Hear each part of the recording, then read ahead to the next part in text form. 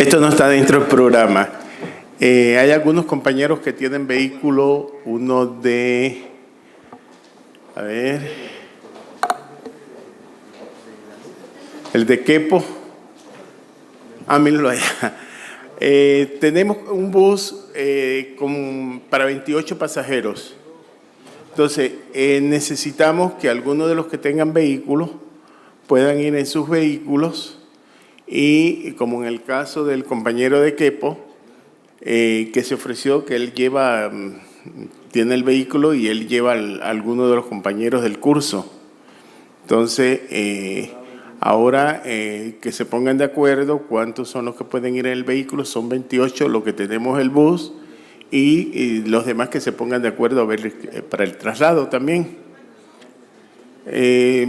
Para el traslado, en total son como 34 y el bus tenemos 28.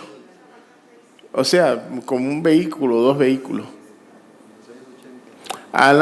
Como dijo Yolanda, tienen que estar en el horario ese aquí porque vamos a salir a las 9. Ya está toda la autorización y todo para el ingreso al centro penal y la atención por parte de los funcionarios.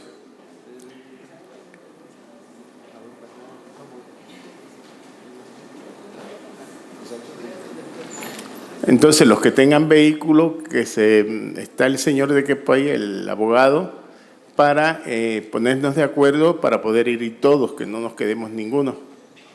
Y así nos dan una ayuda en esta situación. Muchísimas gracias.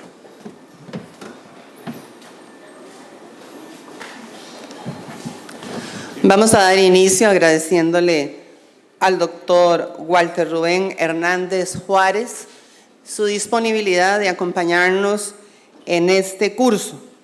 Don Walter es académico internacionalista y especialista en derechos humanos. Es viceministro de Justicia, ex embajador, presidente del CELA, jerarca responsable de la creación del Instituto Costarricense de Drogas. Tiene una maestría en diplomacia, una maestría en Derecho Internacional, un doctorado en Ciencias Políticas y fue por muchos años el corresponsal en jefe del ILAMUD. También ha estado por Argentina, tiene raíces argentinas, así es que vamos a recibirlo con un muy fuerte aplauso y agradeciéndole su participación.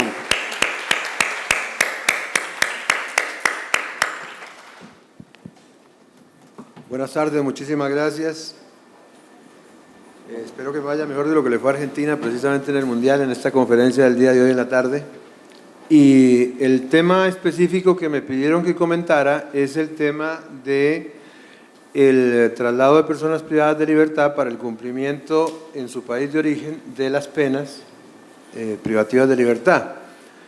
Básicamente esto tiene sus orígenes muy remotos en la evolución que fue teniendo el tema del derecho en la guerra, el jus in bellium, que tenía que ver con el trato a los prisioneros de guerra y que se fue desarrollando a lo largo de los siglos y que fue adquiriendo cada vez más forma a través de las conferencias Liber durante la Guerra Civil de Estados Unidos, allá por 1863, con posterioridad evolucionó más durante la Primera Guerra Mundial, entre las dos guerras y definitivamente al fin de la Segunda Guerra Mundial. La necesidad de facilitar desde el punto de vista humanitario el traslado, además de que se hacía sumamente engorroso para algunos países el mantener de manera adecuada a los prisioneros de guerra. Terminadas las acciones bélicas, mucho de esto se fue trasladando al tema ya estrictamente civil y al tema penitenciario. Y aquí hay varias corrientes que hay que tomar en cuenta. Una de ellas es las diferentes corrientes que han tenido incluso el derecho, por ejemplo, la escuela sociológica del derecho o la escuela nórdica del derecho, sus grandes exponentes Half Ross y Oliver Crona, que exponían la importancia que tiene el elemento sociológico para entender el fenómeno jurídico. Muy de moda a principios, en la primera mitad del siglo, y que cobró muchísima fuerza nuevamente entre los años 50 y 60, sobre todo en Estados Unidos y en la región francófona de Canadá, e influenció directamente a los países sudamericanos, de donde nosotros en Costa Rica hemos tomado muchísimo punto de referencia. Uno de esos países fue Brasil y el otro fue Argentina. Concretamente, la provincia de Córdoba, para efecto de información de los estudiantes, es importante que sepan que países grandes, como el caso de Brasil o el caso de Argentina, los códigos de fondo son los mismos para todo el país, pero los códigos de forma, los códigos procesales, no necesariamente están en todos los estados o provincias. Entonces varían de una provincia a la otra. En el caso concreto de Argentina, siempre en el tema procesal hubo una pugna muy importante a lo largo del siglo XX entre los procesalistas de la Universidad de Buenos Aires y los procesalistas de la Universidad de Córdoba, de los cuales nosotros tuvimos una fuerte influencia, porque fue precisamente el doctor Vélez Mariconde, que fue contratado en su momento a finales de los años 60, principios de los años 70, por la Asamblea Legislativa, para que viniera aquí a hacer el proyecto de creación del viejo Código de Procedimientos Penales, que yo creo que debo ser el único, tal vez lo utilizó en algún momento por los años que tengo, pero la mayoría de ustedes ni lo conocieron, ¿verdad? Ahora ya es derecho histórico, no es derecho positivo. ¿Qué particularidades, por ejemplo, tenía el hecho de que nosotros acudiéramos fuera del país a buscar este tipo de ayudas? Es cierto que hay unos puntos de contacto muy importantes desde el punto de vista cultural, religioso, somos países latinoamericanos, tenemos un pasado común. Sin embargo, las realidades sociales, históricas y políticas de países del Cono Sur, como el caso de Chile y Argentina, que han influenciado mucho en todo el ámbito cultural y educativo costarricense, son muy diferentes a las realidades de Costa Rica. Tan es así que nosotros, en los años 70, cuando ya empezábamos a descollar a nivel mundial por temas como derechos humanos, fuimos el segundo país del mundo en abolir el ejército en 1948, llamábamos la atención por ese tipo de situaciones. Habíamos logrado conservar la abolición del ejército y mantener un Estado de Derecho con elecciones cada 4 años, bajo total transparencia, supervisadas por la OEA, y llamamos la atención en un momento en que el continente se convulsionaba con movimientos guerrilleros, movimientos revolucionarios, movimientos de liberación, etcétera, etcétera.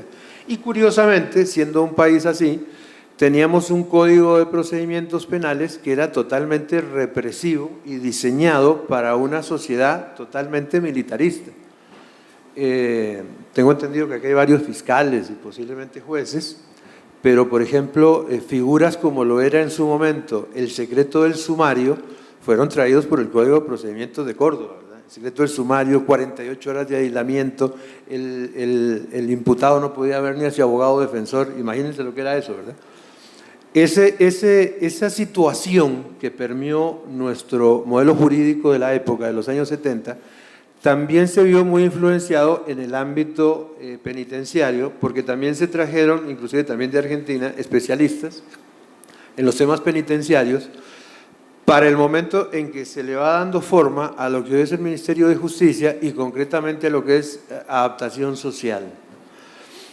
Ahí tuvo muchísima influencia una leve tendencia a despenalizar o a tratar de hacer hincapié en el tema de la recuperación del privado de libertad y variar el modelo que era eminentemente de castigo y totalmente represivo que habíamos tenido en Costa Rica, donde inclusive tuvimos un penal que, sin llegar a los extremos de Cayena, en la Guyana francesa, ha trascendido por la literatura y por otros medios, pero que fue la isla de San Lucas, que en su momento era un centro penitenciario totalmente represivo, violatorio de los derechos humanos. ¿Qué ocurre? Nosotros vamos a entrar en los años 80 en un momento en que la región centroamericana, y nosotros cuando analizamos el fenómeno penitenciario, el fenómeno jurídico, el fenómeno penal, no podemos deslindarlo de los otros fenómenos sociales y de la dinámica social. En los años 80 fueron años sumamente convulsos, la llamada Guerra Centroamericana, que se podría decir que da inicio con la revolución o el movimiento armado de los sandinistas en Nicaragua. Luego viene en 1979-80 el asesinato de Monseñor Romero en Salvador, y explota un movimiento fuertísimo en Salvador, encabezado por el Frente Farabundo Martí de Liberación Nacional, más una dictadura militar sumamente represiva, tanto en Guatemala como en Honduras, y un gobierno que era un gobierno de corte militar dictatorial, que era el gobierno de Panamá. En ese momento, para que ustedes tengan una idea, para 1980, en América Latina, desde México hasta Argentina, los únicos dos países que uno podía decir que escogían libremente a su presidente eran Venezuela y Costa Rica. Porque México no lo incluimos porque era el gobierno del PRI, y el presidente saliente designaba a su sucesor y era el único candidato, así que no se podía contar como eso fuera democracia efectiva. Y todos los demás eran dictaduras militares, algunas peor que otras, más oprobiosas, represoras, caso de Sudamérica, Argentina, la dictadura de 7 años, que desapareció 36,000 personas, las torturas, etcétera, etcétera, y que de alguna manera influyeron también, desde el punto de vista cultural, en una tremenda llegada al país de personas que venían de Chile, de Argentina, de Uruguay, de países donde eran fuertemente reprimidos, y gente que de una alta preparación intelectual. Llegó muchos filósofos, llegaron abogados, llegaron de todas las profesiones, pero en la parte que nos interesa llegó mucho psicólogo, llegó mucho sociólogo, llegaron antropólogos y llegó mucho abogado. Y esta gente que había vivido estos problemas represivos y un trato exagerado de parte de estas dictaduras y gobiernos militares represivos contra toda la población, incluyendo por supuesto a la población sentenciada, fueron motivando en nuestro modelo de la época el que se hiciera una apertura por parte de adaptación social para ir buscando un modelo que fuera un modelo recuperador de la persona hacia la sociedad. En la práctica no pudo ser tan efectivo. ¿Por qué? Analicémoslo fríamente y seamos realistas. Ustedes ahora que acabamos de pasar campaña política, salvo el tema de los famosos golondrinas, porque en el gobierno anterior se dieron algunas libertades, tal vez no suficientemente controladas, etcétera, etcétera, pero básicamente fue un tema que sirvió para estigmatizar al partido de gobierno. Pero normalmente los políticos no hablan de los temas penitenciarios, porque la gente no le gusta el tema penitenciario, porque no se compran votos, no se consiguen votos diciendo voy a hacer más cárceles. Más, díganle a cualquier comunidad de donde ustedes viven, si conocen algún regidor o algún alcalde, díganle qué le parece si hacemos un basurero aquí y hacemos una cárcel. Se le para a todo el mundo, ¿verdad? O sea, es terrible. Yo viví la experiencia siendo viceministro cuando estábamos con el tema de la famosa cárcel privada de Pocosí. No solo el problema que había desde el punto de vista constitucional, de derechos humanos y administrativo, sino el problema que teníamos con la gente de Pocosí. Y también el problema que teníamos con San Ramón, porque íbamos a cerrar la cárcel de San Ramón, que quedaba en el puro centro, ahí a 200 metros del hospital de San Ramón, una cosa pequeñita en medio de la ciudad, y queríamos abrir una cárcel un poco más grande, en un sector un poco más alejado, pero teníamos a todos los vecinos parados de uñas. Entonces, ¿qué pasa? Estos temas son temas complicados. Entonces, uno no puede lograr un efectivo trabajo en materia penitenciaria cuando, primero, la gente que maneja y que toma la decisión política no tiene la adecuada preparación ni tiene la adecuada asesoría, porque esto depende de una adecuada implementación de las leyes, tanto en materia penal como en materia penitenciaria. Y nosotros carecemos en las últimas décadas de política en materia penal, en materia criminal y en materia penitenciaria. No tenemos una política, tenemos ocurrencias de momento, políticas de Estado. Y tenemos un montón de ideales y de cosas bonitas que hemos puesto así como principios, pero que en la práctica no los llevamos a cabo, lo cual va generando un problema cada vez mayor. Y eso es realmente preocupante porque yo personalmente no quisiera que llegáramos al punto de darnos por vencido, como ocurre en algunos países de primer mundo, como el caso de Estados Unidos, donde lo que se hace es que se hacen cárceles cada vez más grandes, mucho más sofisticadas, más alejadas de los centros poblados, y sencillamente ya no les preocupa el tema de la recuperación. Tan es así que véanlo ustedes, Estados Unidos puede tener más o menos 300 millones, tiene como el 3-4% de la población mundial, pero tiene el 35% de los privados de libertad del planeta. Mientras que países donde hay problemas eminentemente sociales y de pobreza, inclusive de violencia, de algún tipo de violencia específica, sobre todo sexual, pero el caso como la India es un país con 1.000 millones de habitantes en este momento, y sin embargo la India es uno de los países con menos privados de libertad. Se habla mucho ahí del tema de que también es un país que hay como 2.000 religiones diferentes, y hay un tema espiritual y un montón de cosas de por medio, que eso ha facilitado una manera diferente de manejarse en una sociedad que es de por sí sumamente extremista en todo. O sea, porque el que es rico y el que es pobre es pobre. Entonces, ¿qué ocurre? En el caso concreto de Costa Rica, la tendencia que se nos fue dando fue una tendencia en la que nosotros tratábamos de recuperar a la persona. Lo que pasa es que en la práctica se hacía sumamente engorroso porque carecíamos de los recursos, de la infraestructura, de los recursos, del personal, de la capacitación que se le debe dar al personal. Si una cosa a mí me dejó un extraordinario sabor de boca, agradable, fue cuando yo pasé por el viceministerio y tuve a cargo de adaptación social, fue ver en términos generales la mística con la que trabaja la gente de adaptación social.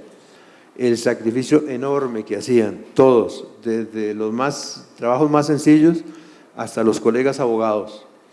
Incluso teniendo que soportar situaciones sumamente grotescas, como es el hecho de que un abogado de adaptación social del Ministerio de Justicia no gana lo que gana un abogado de los registros nacionales, y ni mucho menos gana lo que gana un abogado de la Procuraduría, y todos son parte del mismo ministerio. O sea, hay unas discriminaciones, y lo digo así, uso la palabra discriminación, en el tema salarial tremendos, dentro de un solo ministerio. Y tomando en cuenta que posiblemente los abogados, los colegas que trabajan en adaptación social, son los únicos que realmente arriesgan la vida, ¿verdad?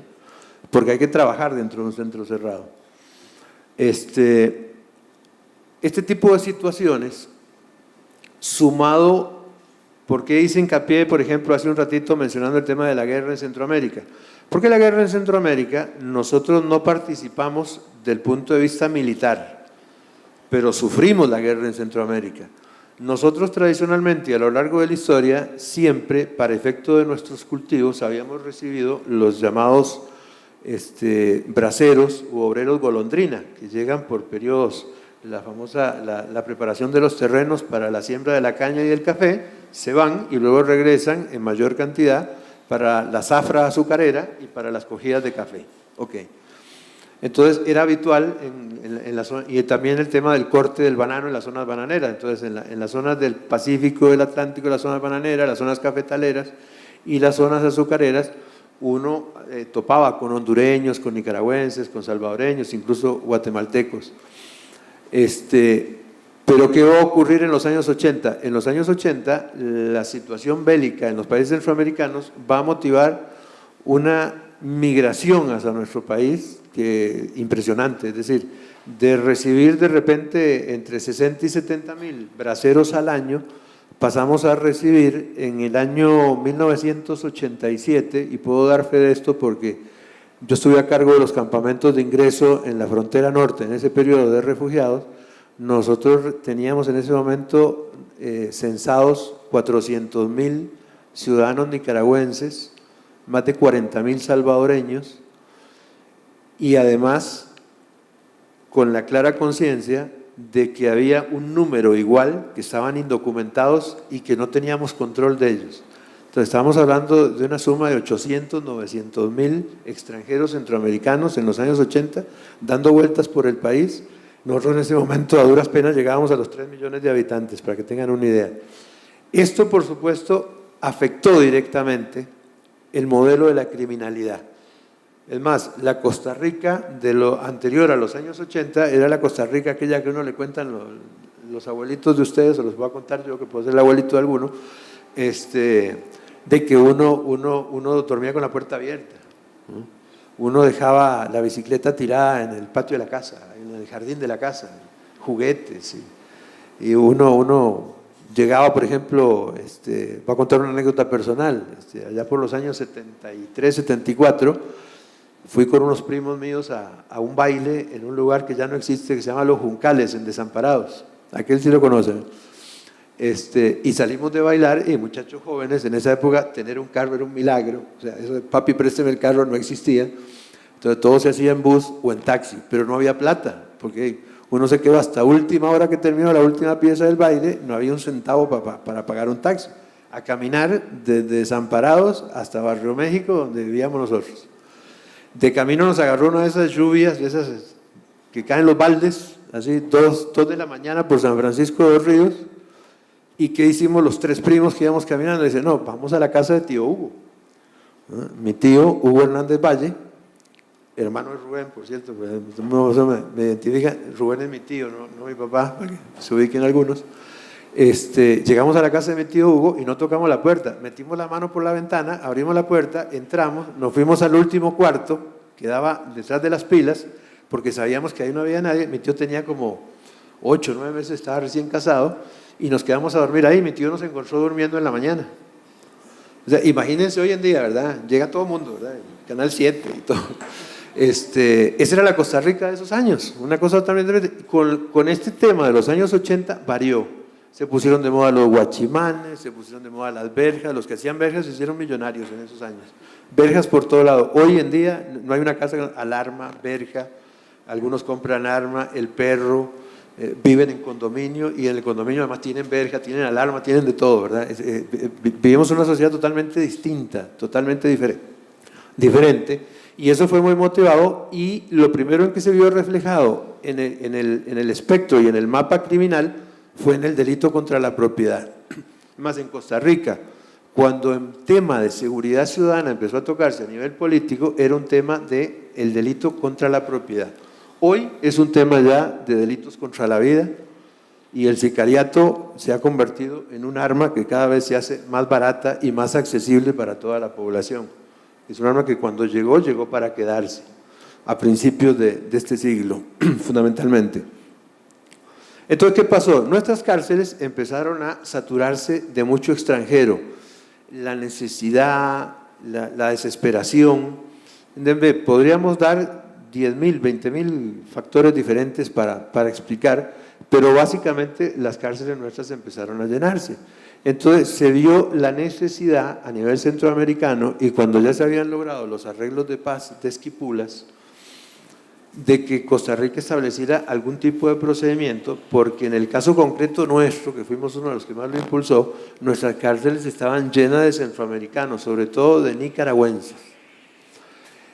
¿Qué fue lo que hicimos? Tomamos un modelo que había tomado Europa luego de una situación similar, porque Europa, cuando las descolonizaciones en África y las guerras que se dieron en África motivaron una fuerte inmigración de personas de África hacia el continente europeo, así como gente que lograba huir de los países de la cortina de hierro, a través de la cortina de hierro, que venían de la antigua Unión de República Socialista Soviética y los países satélites, llegaban a Europa. Empezó a darse una situación también de que un incremento de la violencia, tanto la violencia, el delito contra la propiedad y también los delitos contra la vida.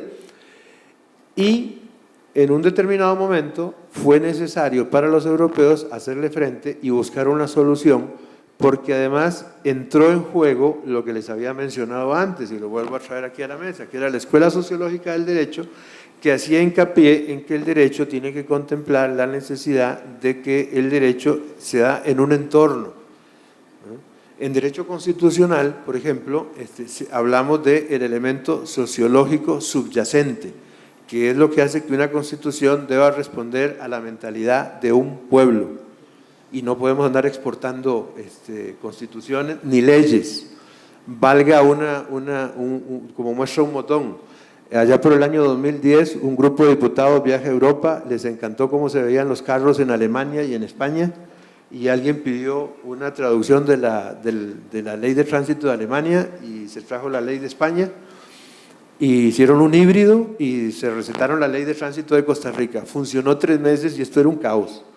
Los que se acuerdan, era una cosa terrible, las multas no funcionaban, no servían, ni la policía de tránsito sabía cómo aplicarla, porque era una ley pensada para los alemanes y para los españoles. Encima hicieron una mezcla, ¿verdad? Porque, claro, eso fue una muestra clara de que a veces los asesores no se ubican, ¿no? Y que no basta con saber derecho, hay que saber entender las realidades, la historia, el entorno, el elemento sociológico y hasta psicológico para poder hacer una ley. Y eso fue lo que nos pasó con la ley de tránsito. Entonces, los europeos decidieron, allá por marzo de 1983, dar una convención, dictaron un tratado para que las personas que estaban sentenciadas en un país, pero eran nacionales de otro país, pudieran ir a cumplir su pena en su país de origen. ¿Y esto por qué? Ahí es donde interviene mucho el elemento sociológico. Porque sabemos, yo no sé si hay aquí trabajadores sociales o personas que trabajen en el sistema, pero sabemos positivamente que una de las cosas que más ayuda a un privado de libertad es la cercanía que pueda tener con el grupo afectivo, o sea, tener cerca a su familia. Ahora que estaba Roy, juez de ejecución de la pena, al cual conocí cuando yo era viceministro, tenía razón en lo que decía, es importantísimo. Y aunque llegué un poquito tarde, me comentaba aquí una exalumna mía que está sentada allá atrás, Stephanie Hernández, que don Roy mencionó, por ejemplo, el tema del sexismo que se da en adaptación social. Porque yo lo viví en carne propia cuando estaba ahí en el sistema, porque yo le decía, es una barbaridad que el único lugar que tenemos para contener a las mujeres sentenciadas sea el Buen Pastor. Y tenemos mujeres que son de la zona sur, de la zona norte, de la zona de Punta Arenas, de la zona del Caribe, y esas mujeres, el día de visita, que era el domingo, esas mujeres no reciben una sola visita de nadie, no pueden ver a sus hijos, a sus padres, hermanos, a sus parejas, porque esa gente no tiene la capacidad económica o el tiempo para poder desplazarse hasta Desamparados. Mientras que en el caso de los hombres, por toda la geografía nacional, salvo en la zona sur, realmente nosotros tenemos centros cerrados donde perfectamente se puede trasladar a la persona para que esté cerca de su familia. Y una de las cosas, junto con la ocupación, con el trabajo, el estudio, que más ayuda a la rehabilitación de una persona sentenciada es precisamente el tener un nexo, el tener una expectativa, el tener algo que lo ate y que le dé una razón de vivir, y una de esas cosas es la familia.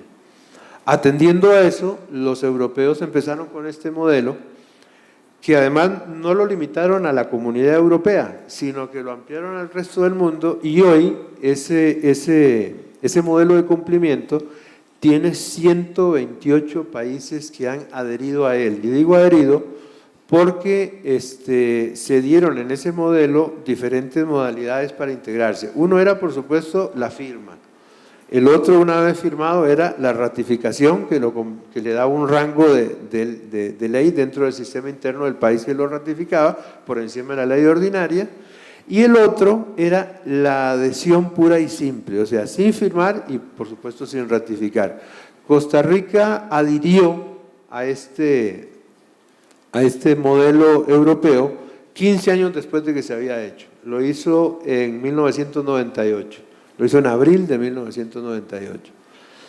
Un poquito tarde, en mi opinión. Sin embargo, nuestros especialistas y los estudiosos del derecho y del modelo penitenciario nuestro, conscientes de lo importante que había sido para Europa este modelo, decidieron impulsar un modelo similar y se firmó la Convención Interamericana de Cumplimiento de Pena en el país de origen, que se firmó en Managua en 1993.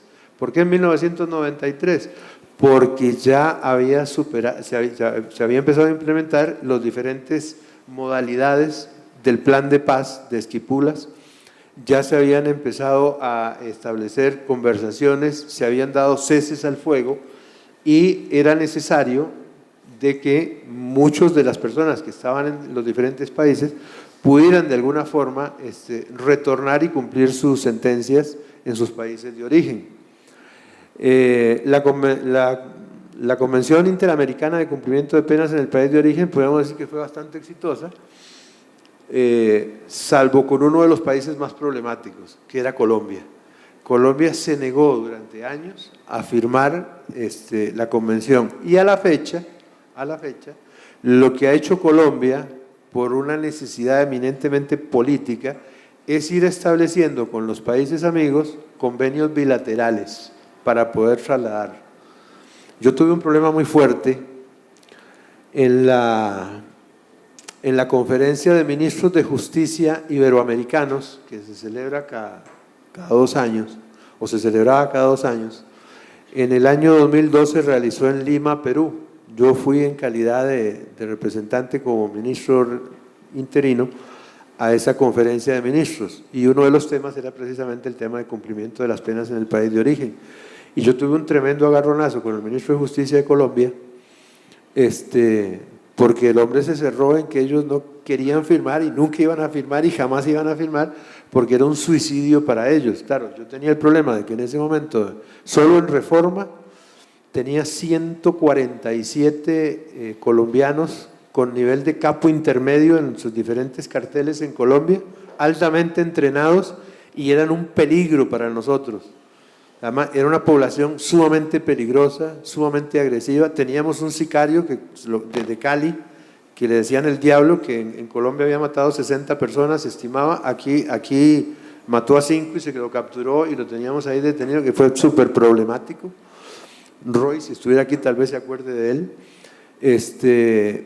Y a nosotros nos hubiera hecho muy bien, porque teníamos presos de primer mundo, altamente peligrosos, entrenados, exmilitares, excomandos, exmiembros de fuerzas especiales.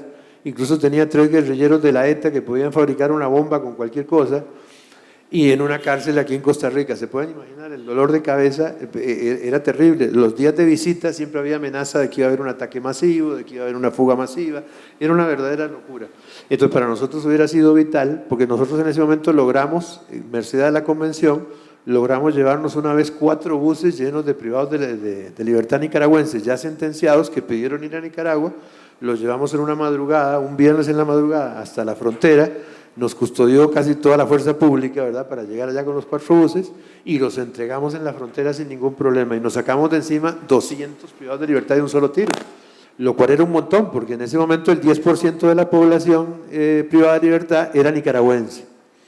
Además, los colombianos y los cubanos, que eran poquitos, pero había, representaban un problema serio dentro del sistema, porque era gente con una mentalidad y una preparación diferente, y sobre todo un tema educativo, sin ánimo de menospreciar al pueblo nicaragüense. No es un tema de inteligencia, era un tema sencillamente de alfabetización y de preparación.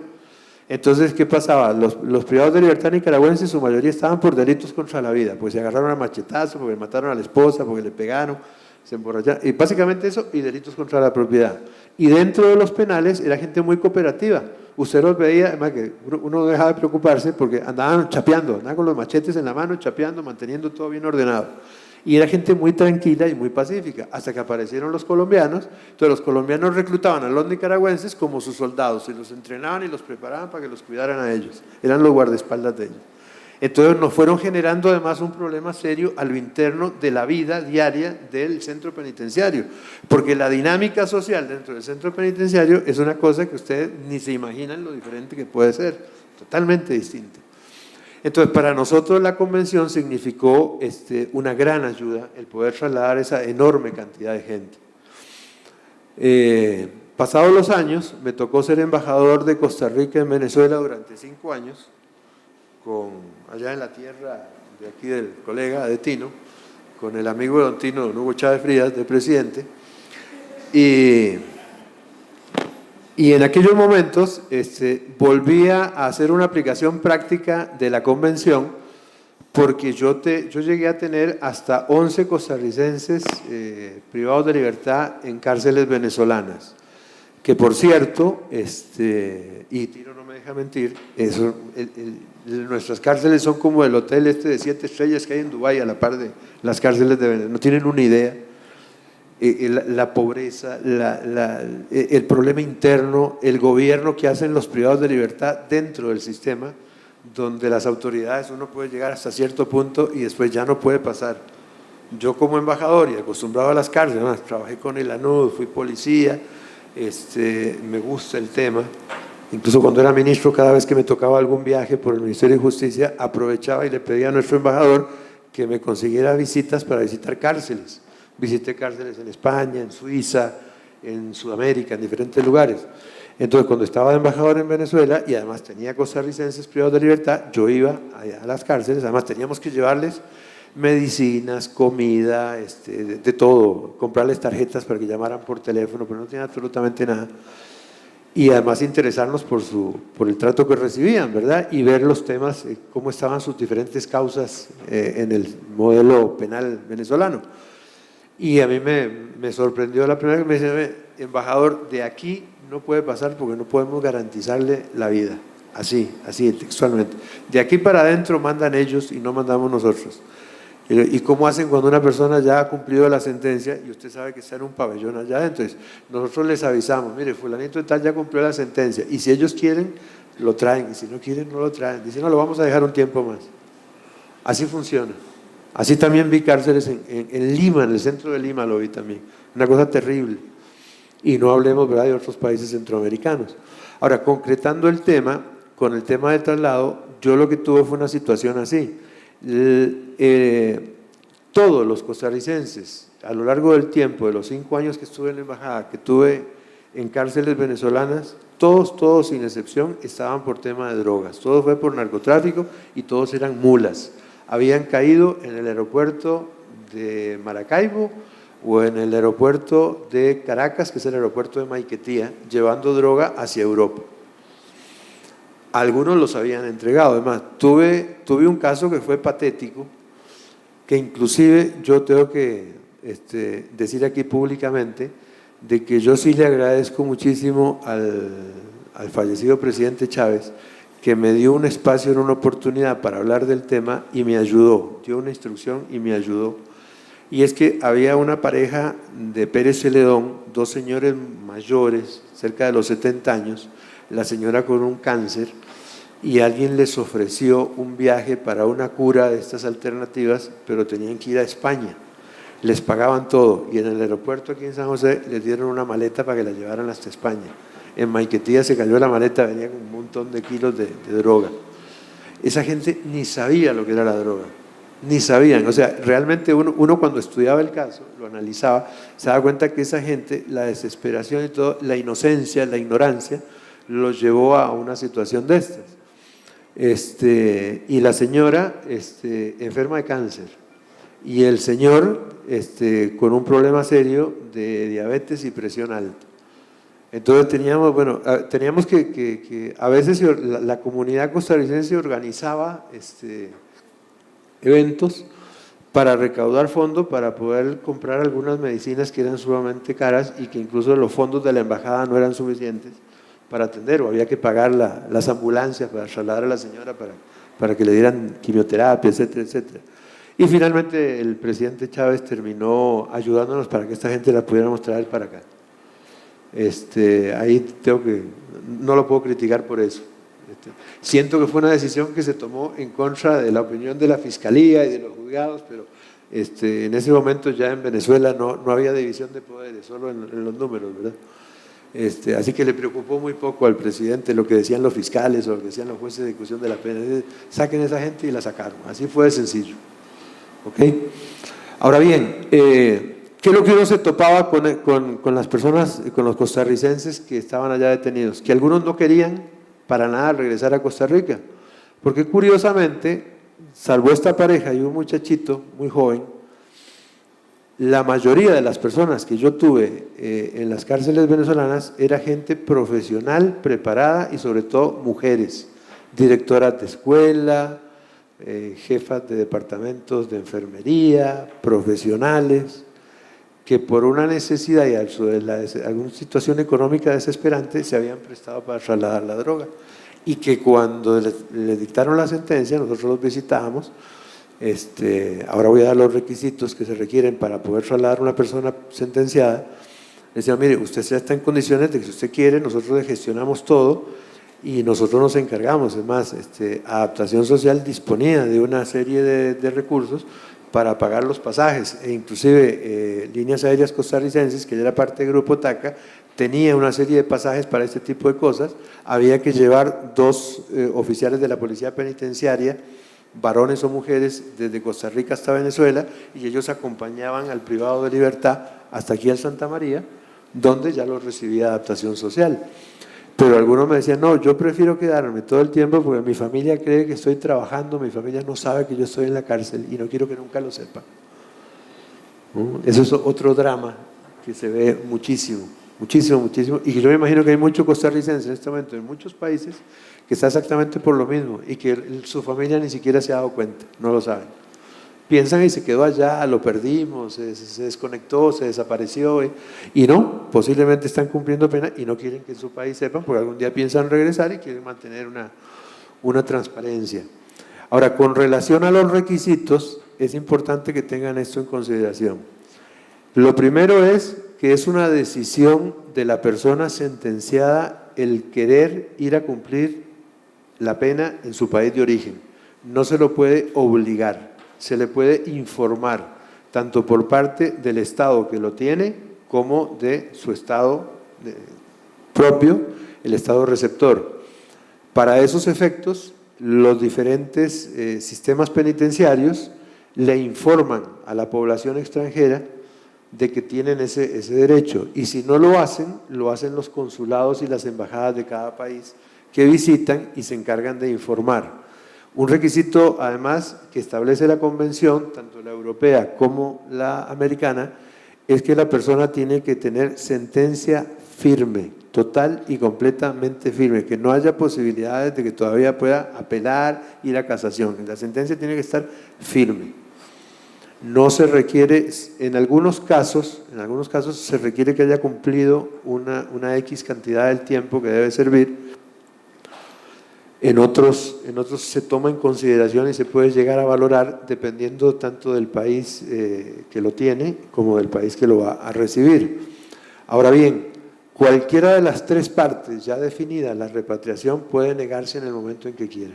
Tanto el país que lo va a enviar como el país que lo va a recibir, como la misma persona sentenciada, pueden negarse a ser trasladado. Un requisito que cae de peso por su propia lógica es que la persona que solicite este derecho tiene que tener por lo menos todavía pendiente de cumplir una pena de por lo menos 6 meses, porque el trámite lleva su tiempo. Una cosa también muy importante a considerar es que una vez que la persona llega a su país, primero es importante que el delito por el que ha sido sentenciado tenga su contraparte en el modelo nuestro. No necesariamente tiene que ser el mismo, pero sí tiene que ser de la misma especie. En el caso concreto, por ejemplo, hay delitos por el que una persona no puede ser traída a cumplir una pena, por ejemplo, a Costa Rica, si se trata, por ejemplo, de un delito político. Nosotros no tenemos delitos de carácter político como tienen otros países, entonces no podríamos traer aquí a una persona que iba a cumplir una sentencia por un tema político, como tampoco algo que fuera contrario al tema de derechos humanos. Ahí se aplican los 4 principios básicos del tema de la extradición: que exista el delito, que no sea contrario a los derechos humanos, que la pena no sea exageradamente superior, que no sea una sentencia de pena de muerte. O sea, yo no puedo llevar a una persona a sentenciar la muerte y traerla a Costa Rica para que la maten aquí, ¿verdad? Eso está en la Convención establecida. No se puede llevar a una persona a cumplir pena. Que la pena no sea demasiado diferente a la nuestra. Entonces, una persona de repente, aquí nuestra pena máxima es 50 años, pero no podríamos traer a cumplir una pena de prisión perpetua a una persona de otro país, porque aquí no tenemos penas de prisión perpetua, incluso constitucionalmente está prohibida las penas a perpetuidad. Esos son básicamente los elementos fundamentales. En el caso concreto ahora de Costa Rica, en Costa Rica, hasta donde he podido estar observando e informándome, tenemos una población que supera el 13-14% de extranjeros en los centros penitenciarios, y creo que sería importante un trabajo un poco más activo de parte de adaptación social o un llamado de atención de diferentes ONG para estimular a que estas personas puedan ir a cumplir sus penas a sus países de origen. En el caso concreto siempre sigue teniendo mayoría la población nicaragüense y centroamericana y latinoamericana en general, pero sí tenemos por el tema de drogas y mulas a una enorme cantidad de población europea y sobre todo femenina. Las mujeres son blanco perfecto de estas bandas de tráfico internacional y se usan más mulas que mulos, para decirlo así. No sé si hay algún otro tema que le interese, pero ya el tema está agotado. Si hay preguntas, con mucho gusto, o si hay algún otro tema, Tino, que vos quieras conversar, estamos aquí a la orden para atender aquí la conferencia lo mejor posible. Nada más hacer una aclaración, doctor.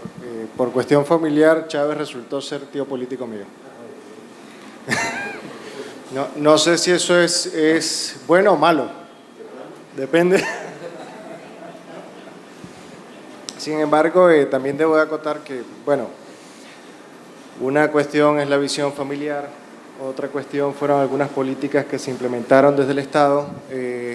Pareciera que no hubo mucha sensatez en algunas concepciones ideales de lo que fue un movimiento para proponer un sistema nuevo, en el caso de Venezuela de gobierno, pero como todo, tiene sus puntos claros, oscuros, muy oscuros, etcétera, ¿no? Pero bueno, solamente era ese detalle. De todas formas, continuando con lo que el doctor ha expresado en su ponencia, es importante que ustedes también, ante este tema, puedan preguntar todas aquellas inquietudes en relación a lo que viene a ser la transferencia internacional de personas sentenciadas, que también hay una expresión que yo siento que en materia de derechos humanos resulta relevante, ¿no? La visión de repatriación considero que todavía es una expresión cosificadora de toda la gestión en el trámite internacional, entonces pareciera ser visto como objetos, ¿no? Pero eso sería mi humilde opinión, ¿no? De todas formas, queda abierta la ronda de preguntas o el espacio de preguntas de parte de ustedes. Así que si no hay preguntas, no. ¿Allá hay una pregunta? Ah, bueno, se está expresando nada más. Dígame, caballero. ¿Por qué si el gobierno como tal está, pregunto desde el punto de vista de que el ministro conoce bien cosas, el problema del hacinamiento que tenemos tan grande, ¿por qué el Estado no promueve esta situación de enviar a estas personas a sus países? Usted nos está diciendo que un 13 y un 14% de esa población, si el Estado se esforzara en hacer